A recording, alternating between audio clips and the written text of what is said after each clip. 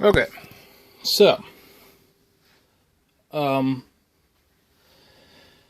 these are my old boots. Here, let's get some.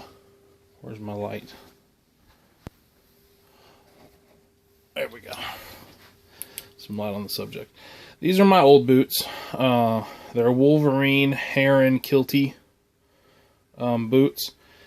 These are steel toe, and these are my new ones. They're exactly the same, except they're non-steel toe. I'm going to attempt to take you to through the process of making these boots similar to these boots. These boots I'm actually keeping. I'm just going to send them off to have them resoled with a higher quality sole, and then when these wear down, I'm going to have them sent off to have a higher quality soled on them. But let's look at some of the differences and modifications that will be going on with these. If you see the front, there's some kind of weird knobby coating on the front. That's KG's boot guard. But we will, once that gets in, it's in the mail right now, but once it gets in, I'll show you how to put that on there. Today, I'm going to take you through the process of making a false tongue. This is the tongue that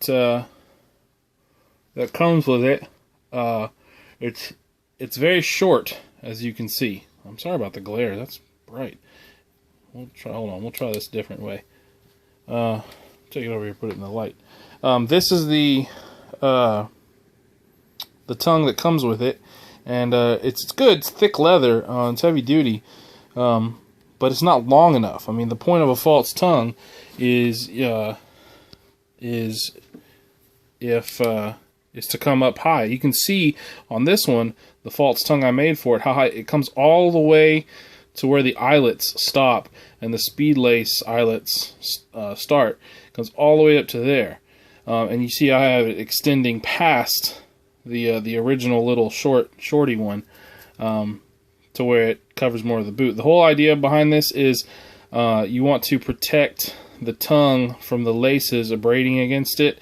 And for me, the parts that wear out on boots the fastest are right here in this area, and then right here in this area, and then the crease underneath there. When the false tongue is on there, it seems to sort of hold in moisture right there, and it makes that area last longer.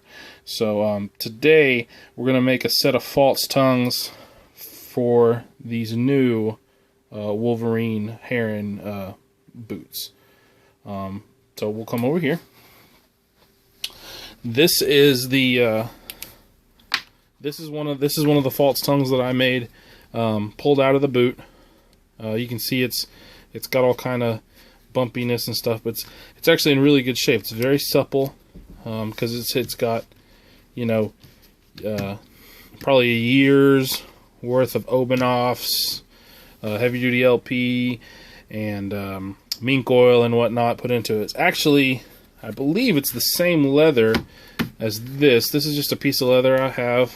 I don't even know what it came off of. You can see, you know, here's where the original two, where this guy and its twin brother were cut off of. You can see the color's vastly different because of the amount of usage and various stuff that was that's been, you know, massaged into the leather, making it make it durable and supple. So I will cut one out and come back and show you what it looks like. So this is it. I traced around this with just a Sharpie, and that's kind of what it looks like. And then I need to put this back on here and mark the holes for the laces to go through. And then I'll go ahead and cut it out, and then I'll probably have just enough to where I can cut another one out on this side. So I'm going to go ahead and cut that out and show you what it looks like. Okay, so here it is cut out. You just basically follow the lines and everything, and then in between each little toe, you cut a little, you you cut a little slit in between each one. I mean, you can see, you know, there and there. That basically just kind of helps it lay flat. It doesn't have to be quite as dramatic as it is on the little mini one. You know, it's kind of a non-traditional kilty shape, but this will go up high enough to where it'll actually, you know, protect the tongue from the laces rubbing against it.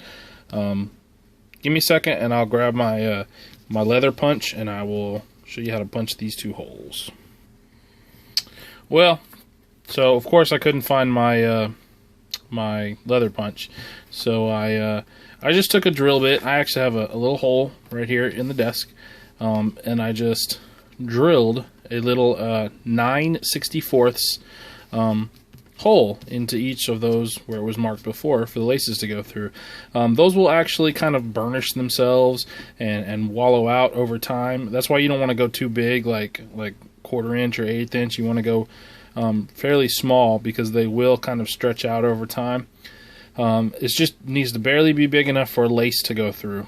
And I checked it, and they're good. So I'm going to go ahead and make another one.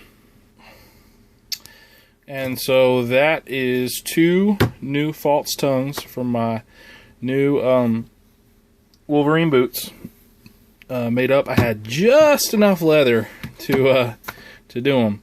So these will be put aside now until the KG's boot guard comes in, and I will here, let's take a look at it. And I will do the KG's boot guard similar to how it is on these. I'll do it on these, and then get some new laces, and then we'll start the open-offs treatment. And once these have been boot guarded and new laces and a couple of new false tongues put on, then these will be my go-to pair until these come back from the shoe hospital, where they will have a new sole put on. And hopefully, if they'll do it, I don't know if they'll do it or not, but I want to have this tongue, the actual tongue, not the false tongue, but the actual tongue, fully gusseted.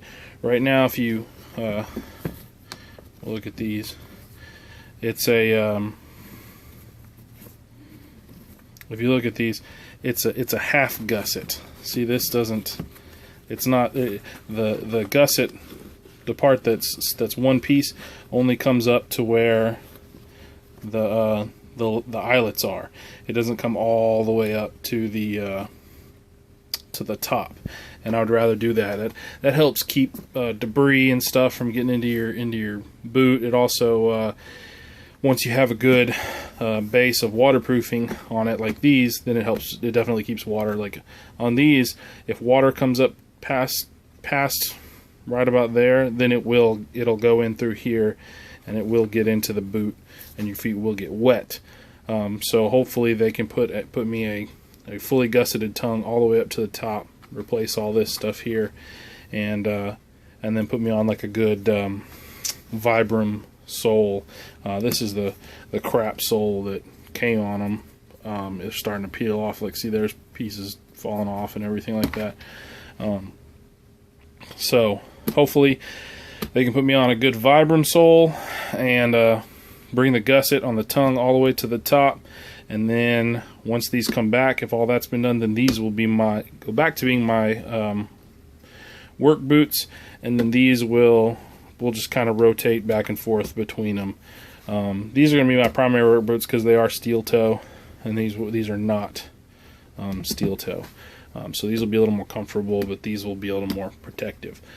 But yeah, anyway, so this episode, I guess, of rebuilding my boots or strengthening up my boots was the false tongues. So if you buy a cheap pair of boots and they don't have one, if you've got access to leather, or you can go to a craft store. That's where I got this. Was just it was either a Michaels or a Hobby Lobby or something like that.